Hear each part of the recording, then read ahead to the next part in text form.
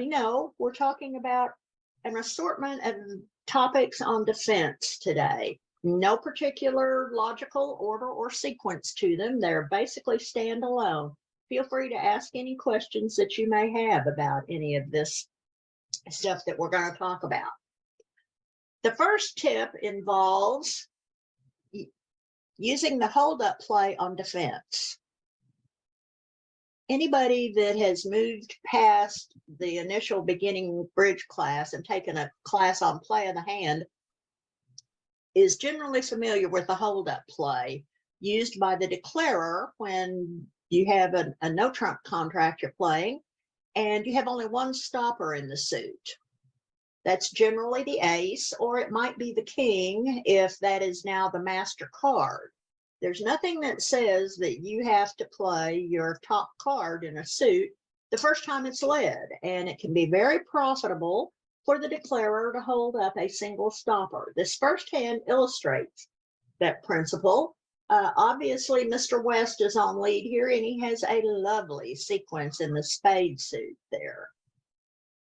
Mr. South, looking at his hand, says, oh my, one stopper only. I have to worry about driving out the diamond ace in order to make my contract. That means that I need to hold on to this ace until hopefully I can exhaust the player with the diamond ace. All right, so Mr. West leads the king of spades. Declarer applies the hold-up play, or the rule of 7, subtracting the total number of cards in the suit between dummy and his hand from the number 7. And the remainder is the number of times he needs to hold up. In other words, he holds up twice and plays the ace on the third round. That's what that rule is designed to help you with. And in this situation, that works wonderfully. He takes the ace of spades on the third round. East is now out of spades. And because he is the holder of the ace of diamonds, that means that the declarer can set up his diamond suit, make his contract, because East has no spades left to lead when he gets in with the ace of diamonds. The defenders can also use the hold-up play. Just because you have a suit that will take a trick and the declarer has finessed doesn't mean that you have to take it on the first go round. I've seen lots and lots of the better players at Fun and Games duck a first round finesse and only take it later so they can figure out from their partner's play how many cards in the suit the declarer has. Most players use standard signals, that is, up the line for an odd number and high-low for an even number. Up the line generally will indicate 3 cards. Sometimes it's 5, very rarely it's 1, but most of the time it's 3 cards in the suit. High-low will indicate either 2 or 4, and sometimes it's easy to automatically say, oh, high-low, he has a doubleton. You have to think a little bit further about that sometimes to see if it makes sense to give the defender all the rest of the cards in the suit. So count signals can be pretty important when you're trying to use this hold-up play, because it lets the partnership. Here's an example of how this works. Once again, we have South as the declarer in 3 no trump. Notice he has a very nice no trump hand. Prime values, all aces and kings and 17 high card points. It doesn't get much better than that. His partner has 10 high card points and a nice club suit. And he can see that if he can set that club suit up, he has his contract without any worries at all. West leads the top of the diamond sequence. Declarer can take that trick, or he can hold up a round if he thinks he needs to. But he has 2 stoppers in the suit, and he really has only 1 suit he needs to set up. So he may well take that first trick here. First thing that South has to do is work on setting up that club suit. So he leads a low club, intending to finesse the queen, jack, 10, or 9, doesn't make any difference which card he plays, and hopefully driving out the king. He knows that if the finesse works, well, he will be able to get at least 3 tricks from the suit. He has to hope that the clubs break 3-3. Even if the king is over here in the pocket, he will not be able to pick it up if they're 4-2 or 5-1, because that king will be guarded so much. So he's hoping that the person who holds the king doesn't have it guarded a bunch of times if it's Mr. West here. He's hoping that East has the king and takes it on the first round, because he will have a club left to get over to the remaining winners. East should look at this holding and say, if I take my king right now, that will give the declarer 4 tricks in the suit. I know that he has the ace and king of diamonds because my partner led the queen. I don't know what he has in spades for sure, but I also know that the opponents are in a no trump, a game contract. I have 8 points. The opponents have 26. That leaves my partner with about 5 or 6 points, roughly. So he probably has a stray queen or a couple of jacks besides that queen, jack of diamonds that he promised. So what do I need to do? How can I play so that the declarer can't take all of his tricks? What he needs to do when the declarer leads a low club is watch which card his partner plays. He doesn't know how the remaining 5 clubs are distributed. He knows that South has at least 2 of them because he opened a no trump. So, does he have 3 and his partner 2? Or does he have 2 and partner have 3? That will give him a clue about when he should play that king of clubs. Remembering that standard count signals go up the line with 3 of them. When the declarer leads the 3 or the 5, it doesn't matter which, and West plays the 2, East has to think, okay, that's either a singleton, in which case declarer has 4 of them, and it doesn't matter when I take it, because he will always have a club left.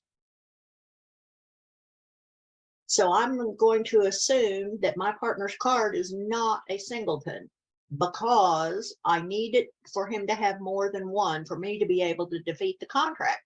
When you can see a way that the cards have to lie in order to be successful on defense, assume that they lie that way. You need your partner to have either 2 or 3 clubs, not just 1. So if I assume that my partner has either 2 or 3 from the bidding, then the play of the 2 indicates to me that he's playing up the line to me. Now notice that this only works if you and your partner have agreed to use defensive signals, count signals in particular. I've said many times that the use of signals are what take the guesswork out of defense, and this is a prime example of that. Without some kind of count signal here, East has to guess when to play that king. You might say, well, why don't I just wait till the 3rd round and then play it? Well, in this case, if you notice, declarer doesn't have a 3rd club to lead.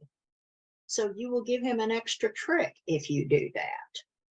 So it's important to watch your partner's card. When he plays the 2 on the first lead of the suit, that is strongly indicative that he has 3 cards in the suit. If he has 3, then declarer has only 2 clubs.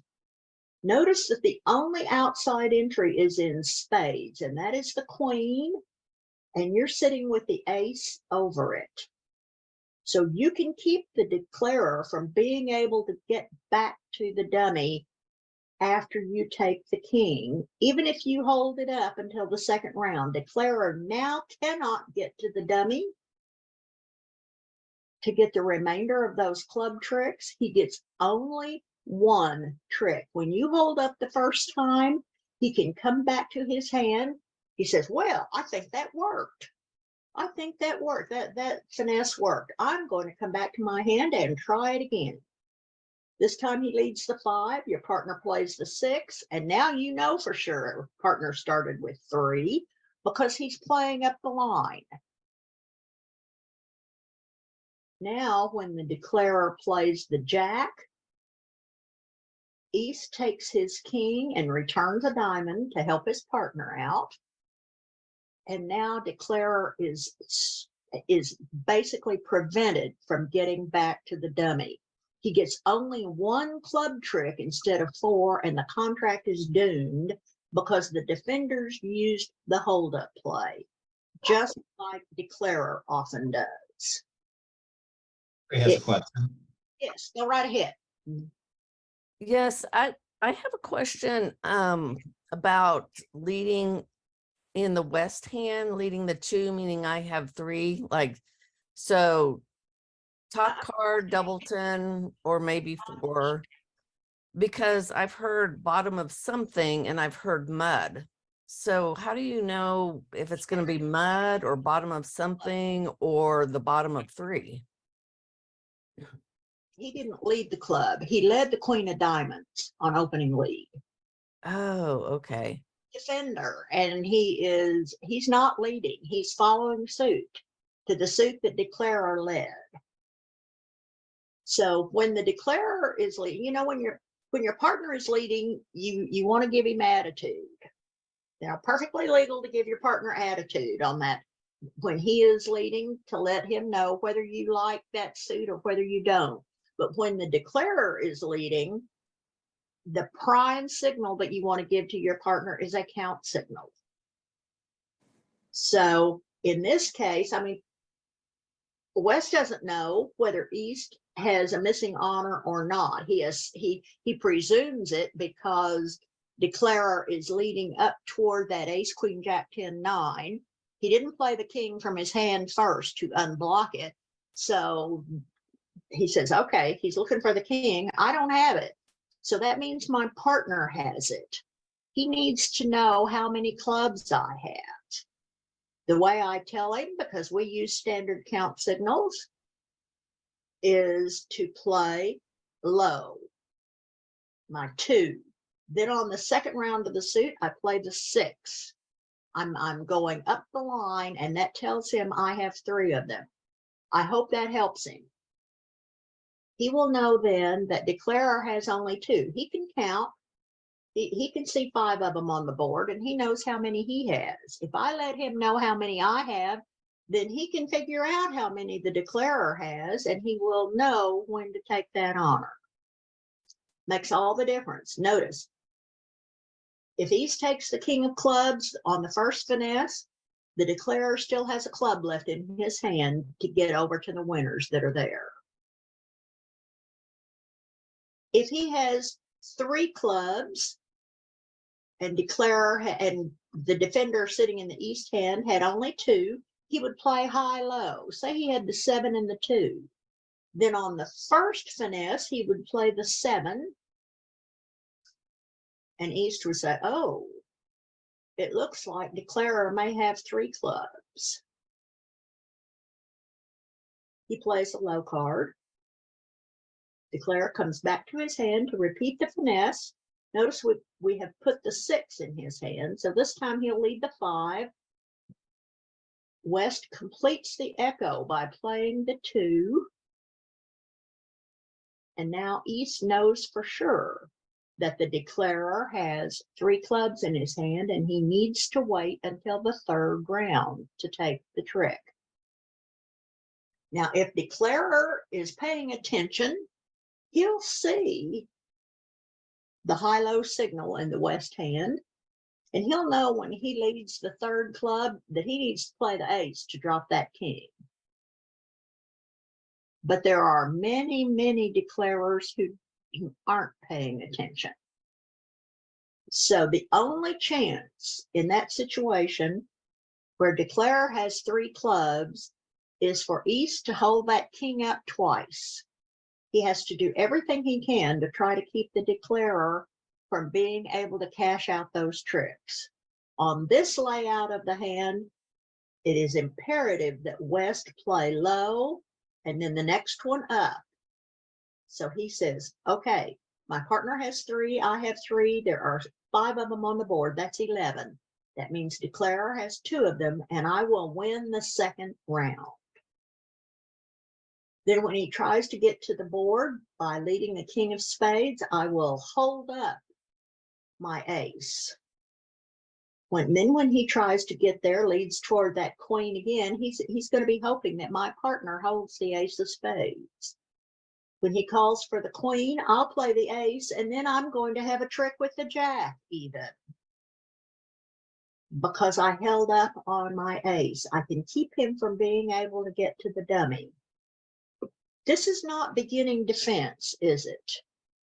But this is an example of what is going on when it seems to you that the defenders are reading their partner's cards right through the back of them.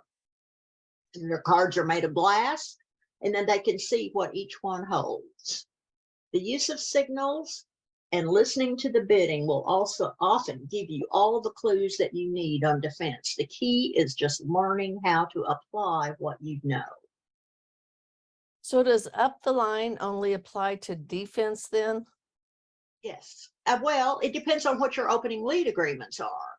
You can have top of nothing, bottom of nothing, mud for opening leads. That's a completely different subject, Sherry.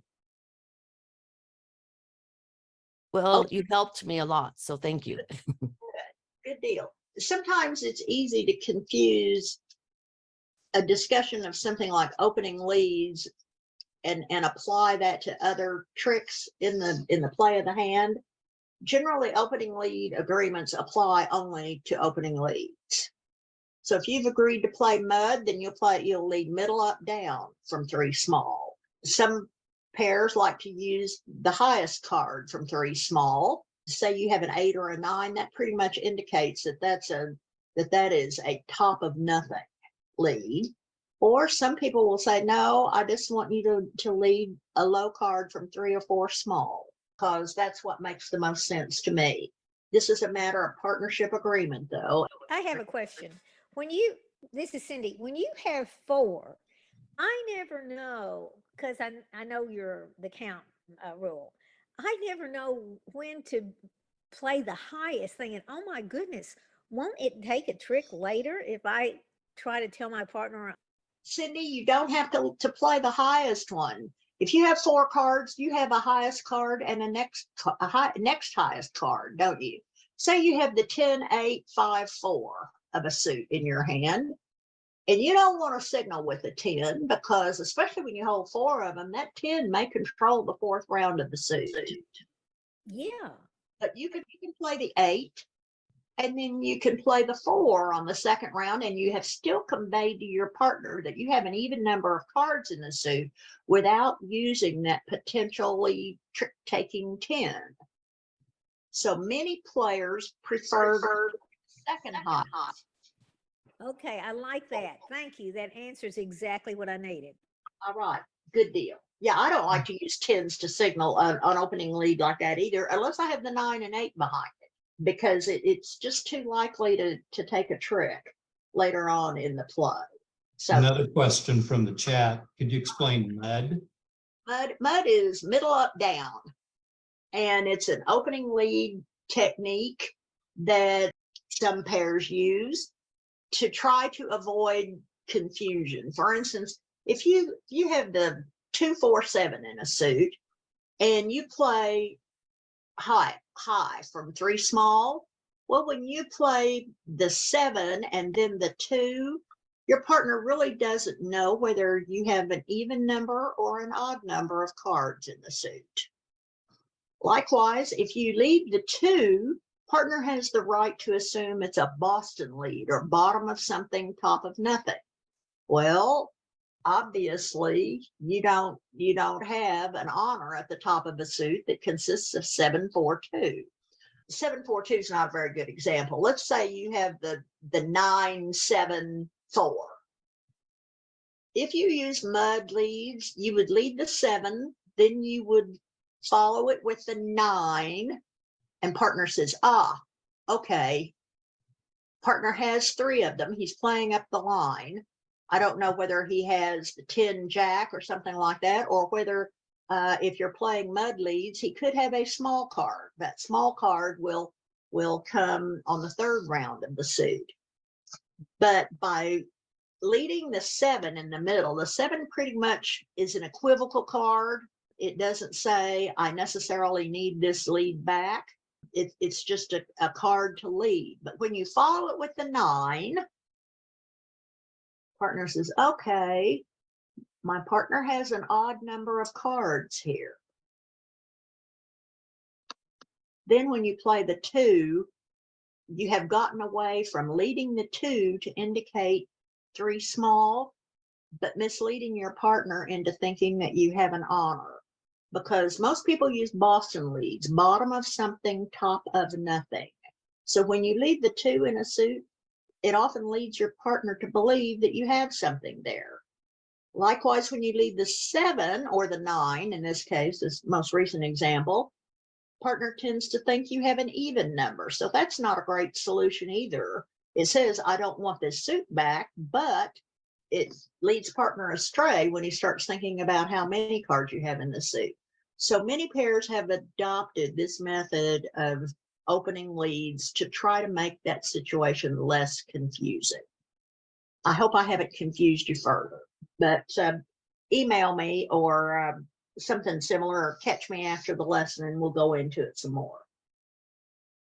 The next tip has to do with trump promotion. Sometimes when you have exhausted all the tricks that your side can take through high card points, you know, we need to start with the number rule here. And when the opponents are in a game contract, you should assume that they have about 26 points between them. And especially in this example where East opened the bidding, he can pretty much tell that his partner doesn't have much at all. The opponents are in a game contract, even though I opened. So my partner can't have much. East dealt and opened 1 spade. West is on lead. Being a good partner, he leads to 6. Notice this is a doubleton. When leading a doubleton, high-low is the order of the day. So lead the 6. Down comes the dummy. And East says, okay, I can see 9 of these cards. I know what cards are missing. My partner did not lead the jack or the 10, so he doesn't have one of them. I'm tending to think that my partner has 2 spades and the declarer has 2 spades. In planning my tricks, I can see that I'm probably going to get 2 spades, and it looks like I'll get the king of clubs as well. But that's not enough to defeat the contract. My queen of diamonds is in a bad place. South rates to have diamond honors. My partner cannot possibly have the diamond ace. There aren't that many points outstanding in the deck. So I don't think that I can create a trick in diamonds for him at all. So what am I going to do? I can see 3 tricks, and I would really, really, really like to set this contract. When you get to that point, think about the possibility of a trump promotion. The way you affect a trump promotion is to go ahead and lead the suit that you know that partner and one of the defenders is exhausted in. For instance, once 2 rounds of spades go around, East will win the king, followed by the ace. He can lead another spade. This is maybe my partner has one of the minor trump honors that can be promoted into a winner. If I lead another spade, If South gets lazy and roughs low, notice West can over rough immediately. If he's been around the block 2 or 3 times and he knows what East is up to, then he'll say, okay, well, I may get over roughed here. And if I do, then if I lose the club finesse, then I'm going to be set. I'm not going to make this contract, because odds favor the opening bidder has the king of clubs. I'm going to be pessimistic here and say he just about has to have the king of clubs. So what am I going to do? Am I going to rough with the 10 or the 4 or the 3, or am I going to rough high? Notice he's between a rock and a hard place. It doesn't matter what he does. If he roughs high, then his only high trump honor that's left is the ace. West will probably discard a small diamond if he roughs high. But after he plays that remaining high trump honor, all of a sudden West's lowly queen of hearts that was doubleton, that looked for all the world like that was not going to take a trick, is promoted into being the master card in the suit. This is called a trump promotion. Now, once East thinks of all this, what if West doesn't have a high trump honor? Oh, well, you were never setting the contract if he doesn't. So when you have figured out something that could work to set the contract, play as though that's the situation that exists. If it doesn't exist, you haven't lost anything. But it's worth trying when you can see only enough tricks that takes the defensive book. If you cannot see where the setting trick is coming from, many times it is possible to get the setting trick through trump promotion. Does it always work? Of course not. Nothing in bridge always works except the rule of 11. But you would be surprised how many times you can set a contract by trying to use a trump promotion. The same sort of situation can exist when one of the defenders has an opportunity to overrush the declarer and does not do so. I've been guilty many times of holding a trump honor and having the opportunity to overrush the declarer and doing it. What happens then is usually that the declarer is able to pull all of my remaining trumps, and that's it for the defense. Once I learned that I don't have to overrush the declarer just because I can, my defense got better. This is particularly important when you have an honor and then a high spot card, like the King 9 or the King 10. Sometimes it can even work with the King 8. Sometimes you hold the ace. You know, the ace of trumps only takes one trick. So be careful about overrushing with it. So when you have a choice and you have the kind of trump holding here that West does, think about whether you should overrush. This contract is 4 spades. And once again, the declarer says, well, looks like I have a potential loser in spades and 2 losers in hearts. And that's about it, because I can rush out the 9 of diamonds with one of the dummies' trumps before I use all of them. West leads a heart. He has a doubleton. He would like the possibility of roughing a heart with one of these small trumps. He's pretty sure, sitting behind the spade bidder, that he's going to get a trick with the king. And even if the declarer doesn't hold the ace, this king is guarded 3 times. So he's pretty much guaranteed getting a trick here. Notice he has only 3 points, but it's a 3 points that can give the declarer a lot of problems if things don't work out well. So he opts to leave the top of this doubleton and finds his partner. And one thing, here's another thing too. He says, I have 3 points. The opponents are in a game contract. That means that my partner should have 10 or 11 points over there. Hopefully he has some values in hearts. Nobody bid hearts. I hope he has some values there. Leads to 9, the top of the doubleton. East takes the king and the ace. But in looking at the board, the dummy, he says, I don't know where we can get 2 more tricks. My partner can't have much at all. I have 11 high card points. The opponents are in a game contract. The dummy has 11 high card points. They're in game, so I'm giving them 26. My partner has no more than 2 or 3 points. Hopefully he has 4 spades over there. Don't know whether the declarer has 5 or 6 of them, but hopefully he has 4. I just can't quite see where another trick is going to come from. My partner can't have the ace of diamonds because he doesn't have room enough in his hand to have 4 points. And I can see the club honors on the board, so that's no good. I don't particularly want to lead a trump, but hey, I heard in a class that sometimes trump promotion works. I know that my partner and the declarer are both out of hearts because I can count. So if I lead the small heart here, hopefully my partner can ruff it.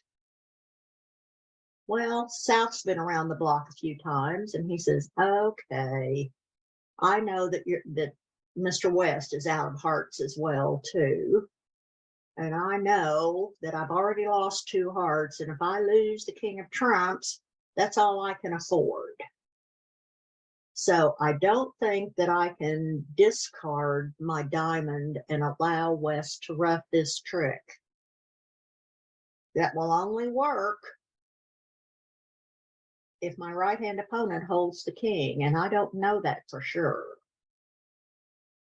So I think I better Russ high here rather than I can play a small heart off the board and retain that queen for getting rid of my diamond 9. So I'm going to Russ high here. I'll ruff with the 10 or the jack or the queen.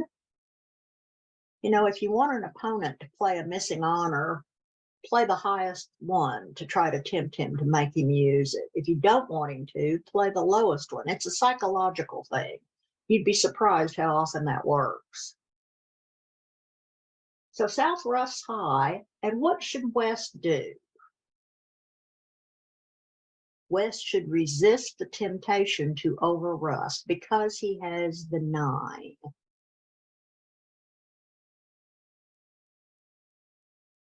Declarer will have used one of these 3 honors, the queen, jack, 10. He will go to the board with a club to lead a spade. Well, he might try taking the ace and king of diamonds first and roughing the 3rd diamond, but it doesn't matter because he can park it on the queen of hearts. He no longer has to worry about roughing that 9 of diamonds. So let's say he goes to the board with a club, leads a spade. Now he's going to play the jack. West can take his king, make an innocuous return. He can play a club. Playing a club will not give anything away. But watch what happens.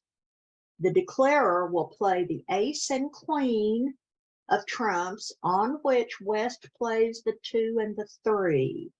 Now who has the master card in the trump suit? All of a sudden, because he refused to over-rust the heart, he gets 2 trump tricks, not 1.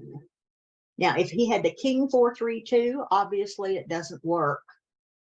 But East gave the defenders the only chance they had to try to set the contract. If your partner doesn't have an honor and a high spot card, you're never beating the contract. And we don't worry about that situation. If we're never beating it, we're never beating it. But when we have a chance through trump promotion, it's a chance worth taking. Now, next tip is something that involves counting. Bridge is a game of counting, always. And it's just as important for the defense as it is for the declarer.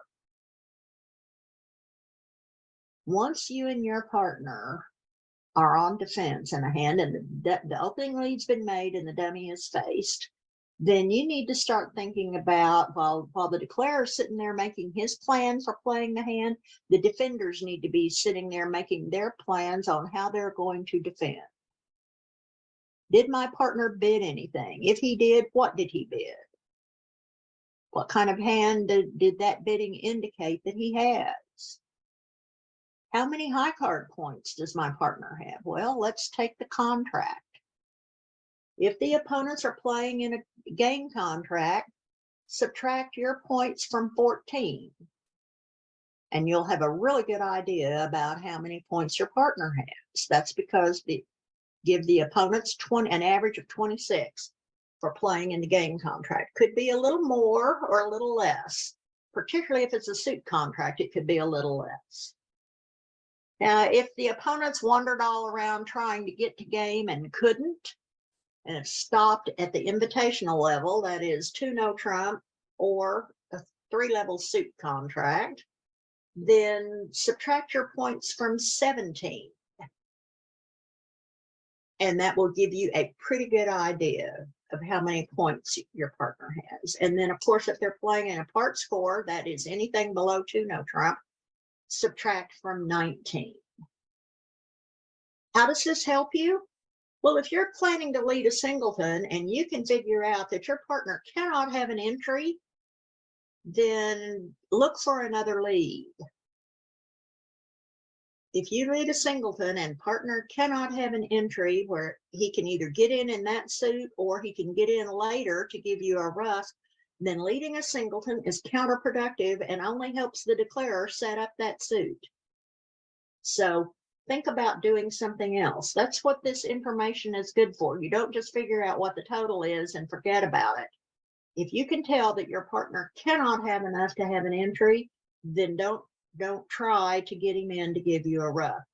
The declarer will not be so nice to you and lead the suit in many cases. So remember to use the number rule when you and partner are defending. Another point is review the bidding in your head. It can help you determine your partner's approximate point count and also a good idea about his distribution. Particularly, I see people that want to bid and show all of this stuff when a direct jump to game doesn't give as much information to the opponent. So when you can, it's always advisable to give away the least amount of information possible.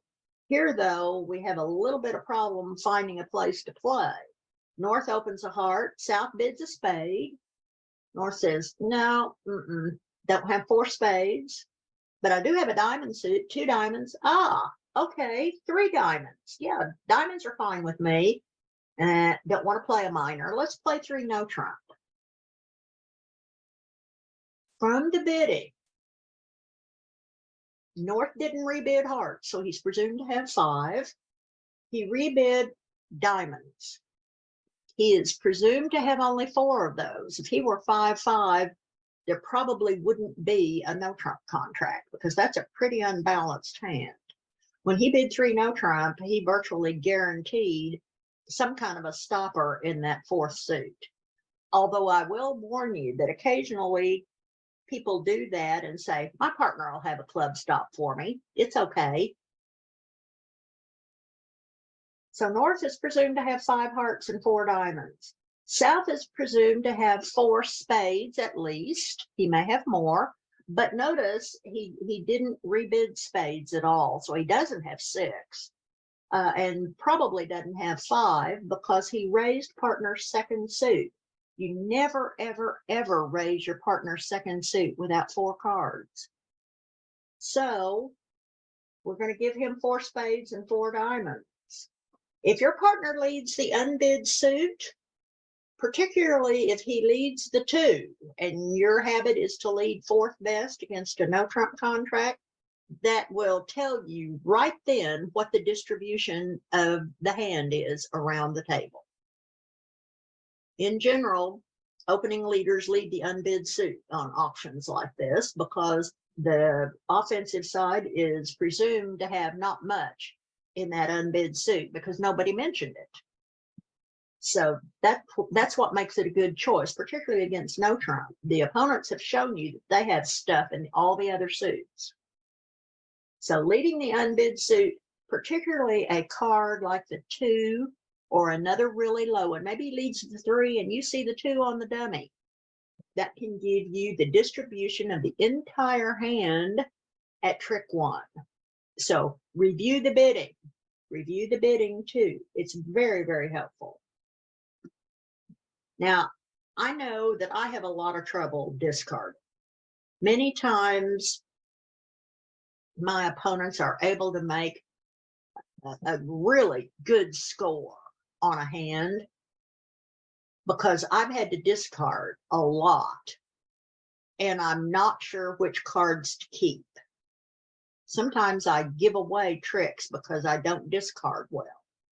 Well, I found a little tip about discarding. This tip comes from actually from Donna Compton. She's the one I read about this, but I'm sure that other people have said it as well. When you are discarding, try to keep length parity with both the declarer or the dummy. For instance, if you can see ace, king, queen, 8 in the dummy, and you have 4 cards in that suit 9 high, try really hard not to discard that suit because your 9 is higher than that 8 that's there and could very well prevent the declarer from getting an extra trick. So the best rule in that situation, when you can see 4 cards in the dummy and you also have 4 cards and your highest card is higher than the lowest card in the dummy, don't discard. Same thing. If you know that declarer has a 4-card suit, maybe he showed a 4-card major in response to a statement inquiry from his partner, or maybe he bid a major suit on the second round of bidding, showing 4 rather than 5s. If you have something like Jack 4th or 10 4th, don't discard that suit. Hang on to those cards. Using signals now, here we come back to signals again, is a really, really, really important tool for the defense. And it makes a big difference in how well a partnership defends. One of the best tips that I can give you is to be sure that you and your partner are on the same page about which signals you're using. Maybe you've agreed to use only attitude signals for now. Make sure that you and your partner have agreed upon that. Maybe you have agreed to use standard signals. Play a high card for I like it, low card for I don't like it. But if you've agreed that, hey, I don't want to use one of my high cards to encourage, I want to use a low card. Because that way I can keep my higher spot cards, because as we have seen, they can sometimes take tricks. Make sure you and your partner understand whether you're using standard signals or upside down. Upside down can be used with both attitude and count, but suit preference is never upside down. It is always standard. Once you have agreed on what you're doing, watch what your partner plays. Watch the card. It's hard to learn to do that. It's hard to watch what your partner played, and then 3 tricks later, he plays a second card in the suit. Okay, what was that first one he played? I can't remember. I forgot. Oh dear. I've been there. I know how hard it is. It is worth the effort to learn to do it, though. It really, really is. One of the first things I do when I sit down with a new partner is say, what kind of carding are we using? Standard or upside down? Because it's really important. Here's a little tip that involves the way the declarer is playing the hand. We've got a couple of these here. When the dummy has shortness in a side suit and the declarer proceeds to draw all of the trumps using dummy's trumps, you should assume that he has no losers in that suit. That means it's okay to discard it.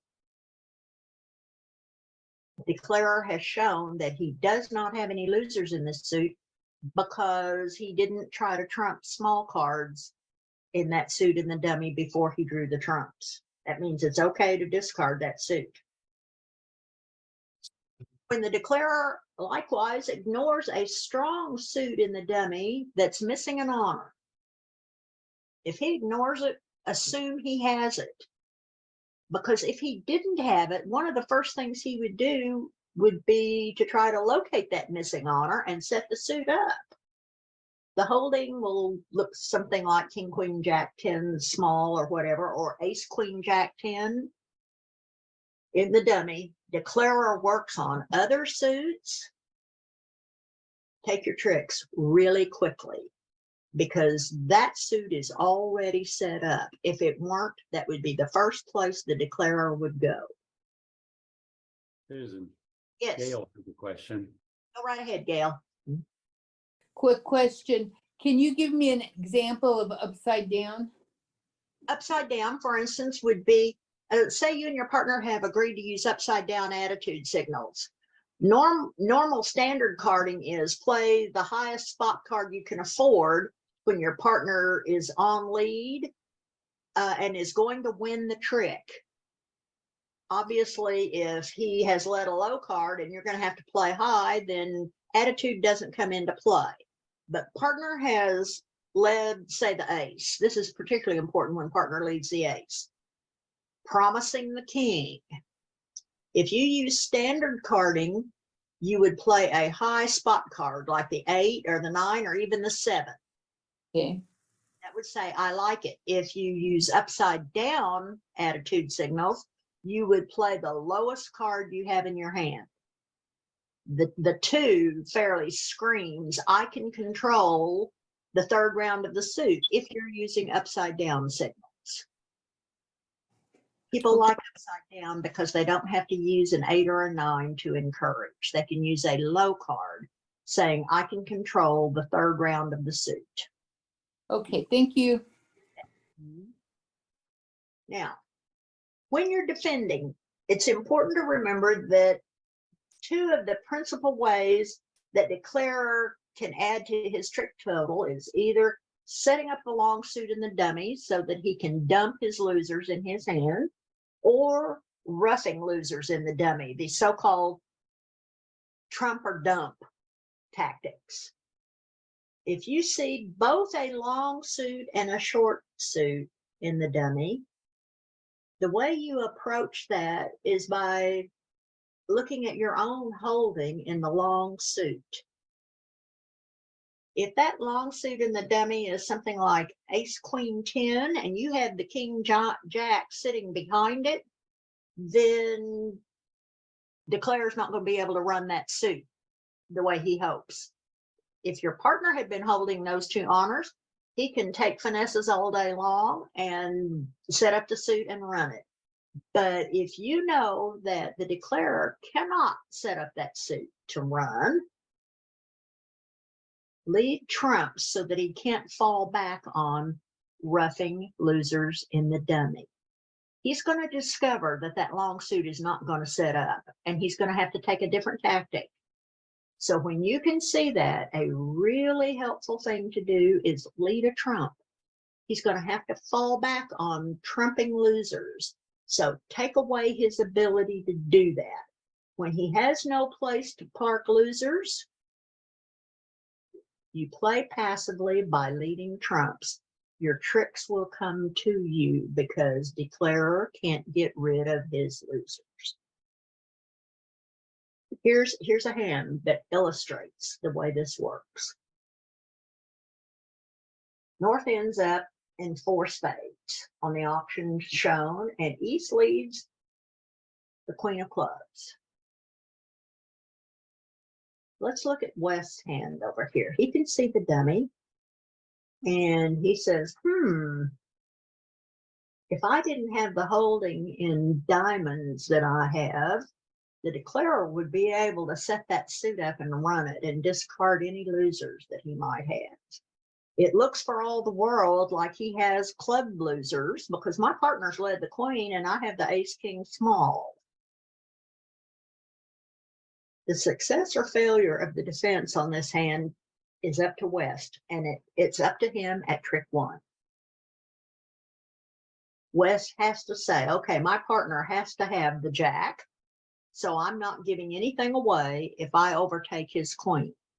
West absolutely must overtake that queen and put a trump on the table. He absolutely has to. If North tries to lead another club to create shortness in the dummy and club so that he can use one of these 2 trumps, West has to jump up with the other club honor and put another trump on the table.